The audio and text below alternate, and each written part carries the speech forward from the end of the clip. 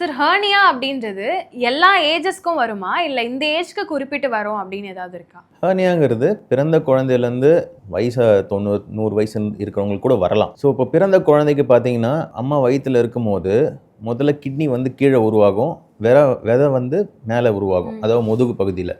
So அந்த குழந்தை பிறந்து வெளியில் வரும்போது என்ன ஆகுனா அந்த கிட்னி அப்படியே கொஞ்சம் கொஞ்சமாக மேலே ஏறி விதை கீழே இறங்கி அந்த விதை பைக்கு வந்துடும்.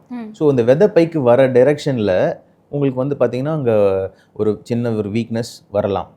அப்போது வந்து அந்த விதை பை கீழே வரைக்கும் வரும்போது அந்த பை கூட வர அந்த பெரிட்டோனியம் சொல்லுவோம், அது வந்து சரியாக க்ளோஸ் ஆகலை அப்படின்னா கனெக்ஷன் இப்போ வயிற்றுக்கும் விதை பைக்கும் கனெக்ஷன் உருவாயிருச்சு. ஸோ அப்போ குழந்தை அழும்போதெல்லாம் அந்த இடத்துல ஒரு வீக்கம் வரும். இதுக்கு பேர் கன்ஜென்டல் ஹர்னியான்னு சொல்லுவோம். சரிங்களா? அது வந்து ஒரு வயசுக்குள்ளே சரி பண்ணிடலாம். அதுக்கு வந்து இப்போது ஹர்னியானா நம்ம வந்து மெஷ் வச்சு ஆப்ரேட் பண்ணுவோம். ஆனால் பட் இந்த மாதிரி கண்டிஷனுக்கு நம்ம மெஷ் வைக்க மாட்டோம் குழந்தைங்களுக்கு வர ஹர்னியாவுக்கு. ஸோ இப்போது வயசானவங்களுக்கு பார்த்தோம்னா யூரின் போகிறதுக்கு கஷ்டப்படுவாங்க. இந்த பினைன் ப்ராஸ்டேட்டிக் ஹைப்பர்ப்ளேசியா பிபிஹெச்ன்னு சொல்லுவோம்.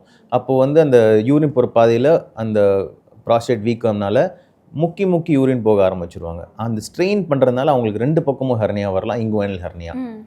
ஸோ ஸ்ட்ரெயின் யாரெல்லாம் பண்ணுறாங்களோ, இப்போது வெயிட் தூக்குறவங்களுக்கு இந்த வீக்னஸ் இருக்குது அப்படின்னா அந்த இடத்துல அவங்களுக்கு குடலில் இருக்கும் வரலாம். ஸோ ஹெர்னியா வந்து இவங்களுக்கு தான் வரும், அவங்களுக்கு தான் வரும். யார் ஒருத்தர் வயிற்றுக்கு ஸ்ட்ரெயின் தராங்களோ அவங்களுக்கு பார்த்தீங்கன்னா அந்த வீக்னஸ் இருக்குது அப்படின்னா கண்டிப்பாக வரத்துக்கான வாய்ப்புகள் ஜாஸ்தி.